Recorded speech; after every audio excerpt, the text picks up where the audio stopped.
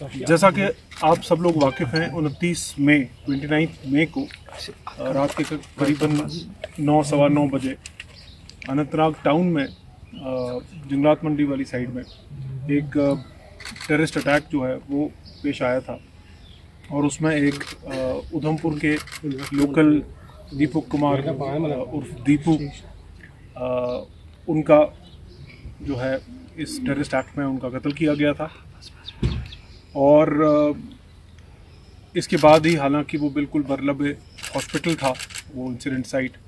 और उनको उसके बाद जब वहाँ शिफ्ट किया गया बट अनफॉर्चुनेटली वो ब्रॉड डेड करार दिए गए। उसके बाद उसके साथ ही हमारी जो सर्च ऑपरेशंस और इन्वेस्टिगेशन और जो तफ्तीश वगैरह हुई, और इसमें हमारे पास जो टेक्निकल लीड्स आई सामने, और उसके साथ साथ जो हमारी बाकी इन्वेस्टिगेशन हुई, उस इन्वेस्टिगेशन की बेसिस पे जो है हमें कुछ क्लूज़ मिले और उस क्लूज़ के चलते हुए हम आगे बढ़े। इसी दौरान हमने कुछ सस्पेक्ट्स पे ज़ीरो इन किया और काफ़ी सारे और सस्पेक्ट्स को भी हमने उठाया और उनसे हमने जो है इंटरव्यूज़ किए, इंटरोगेशन की। और इसी दौरान में इसी असना में जो है हमारे पास दो इंडिविजुअल्स हैं, दो पर्सन्स हैं जो कि अनंतनाग टाउन के ही रहने वाले हैं, देवा कॉलोनी के। एक का नाम सहरान बशीर नदाफ है और दूसरे का नाम उबैद नज़ीर लाइगरू है। ये दोनों लड़के मिसिंग हो गए। हमारी इन्वेस्टिगेशन भी इन्हीं इंडिविजुअल्स की तरफ पॉइंट कर रही थी और इनके लिए फिर एक लंबा चौड़ा जो है हमें एक सर्च ऑपरेशन लॉन्च करना पड़ा। जैसे जैसे हमारे पास और टेक्निकल क्लूज़ और बाकी ह्यूमन इंट की जो क्लूज़ हमारे सामने आए, उस सब को साथ में लेते हुए ultimately we were able to arrest the accused. And उसके बाद जो है पूरी कॉन्स्पिरेसी उसका खुलासा किया गया। इसमें काफ़ी टाइम हमें जो है वो लग गया प्रॉपरली पूरी चेन को कवर करने में कि किसने वेपन सप्लाई किया था और किसने रैकी की थी और कैसे उस पूरे वाक़े को अंजाम दिया गया था और कैसे उसमें प्रॉपर प्लानिंग के तहत, प्रॉपर कॉन्स्पिरेसी के तहत जो है directions Pakistan based handler Khalid Kamran, जो कि एक जैश मोहम्मद या उसका front organisation Kashmir Freedom Fighters करके एक एलिजिड ग्रुप है, उसके हैंडलर ने कैसे ये डायरेक्शंस दी और वो डायरेक्शंस कैसे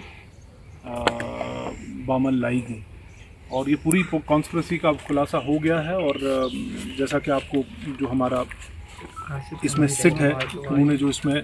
काम किया है और जो हमारा उसमें इन लोगों ने इन्वेस्टिगेशन किया है,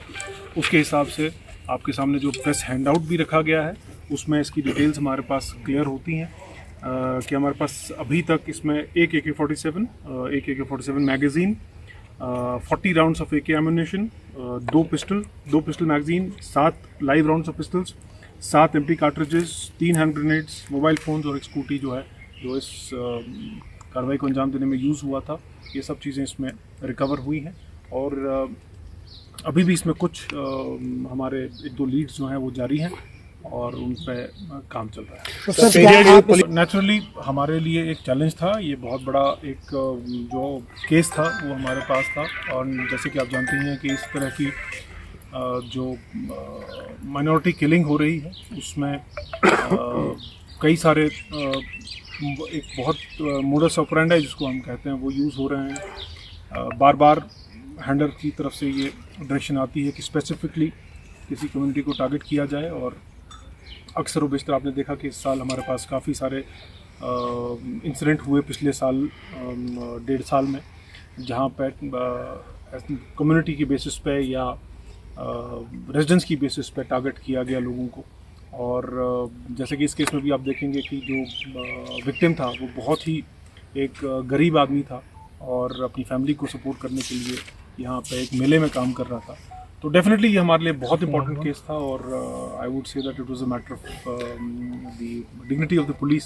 कि हम इस केस को वर्कआउट करें। सर मैंने आपको पहले ही कहा, yes of course this was a group which has been working for some time. There are some leads which we are investigating. We expect certain more arrests and certain more revelations in the case. And at the same time, I would say that this is a classical example of